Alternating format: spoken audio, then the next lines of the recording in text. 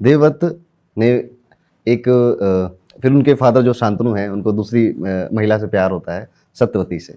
और सत्यवती की ये शर्त थी कि सत्यवती के फादर की एक्चुअली ये शर्त थी कि आपका जो बेटा है, ज्येष्ठ पुत्र है, वो कभी राजा नहीं बनेगा, और नहीं बनेगा इसी शर्त पे मैं आपसे विवाह करूंगी। हाँ, ये एक्चुअली बात यही है, लेकिन ये द अदर वे राउंड है।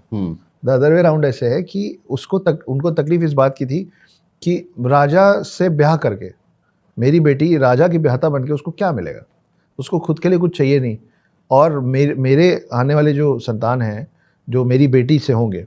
मतलब मेरे जो नाती होंगे, वो कभी राजा बन ही नहीं सकते, क्योंकि उस समय का चलन था कि ज्येष्ठ पुत्र ही राजा बनते थे। तो ये उन्होंने नहीं कहा था कि शादी की शर्त यह है, उन्होंने कहा था कि मैं इस वजह से आपकी शादी अपनी बेटी से नहीं कराऊं, क्योंकि मेरे जो आने वाली जो मेरी संतानें हैं, मतलब मेरे जो नाती हैं, वो लोग कभी राजा बन ही नहीं पाएंगे। तब देवव्रत AKA उर्फ भीष्म पितामह, वहीं से उनका नाम भीष्म पितामह पड़ा था, कि वो आए और जब उनको समझ में आया कि मेरे पिता इतने दुखित हैं, तो वो जाके उनके पिता को, सत्यवती के पिता को और सत्यवती को ये वचन दे आए थे कि मैं गंगापुत्र भीष्म आज ये प्रण लेता हूँ कि कभी भी मैं सिंहासन पर नहीं बैठूंगा, राजा नहीं बनूंगा। और इसी बात से खुश होके उनके पिता ने उनको ये क्या शब्द है, इच्छा मृत्यु का वरदान दिया था। तो वो उनको पिता से मिला था ये इच्छा मृत्यु का वरदान।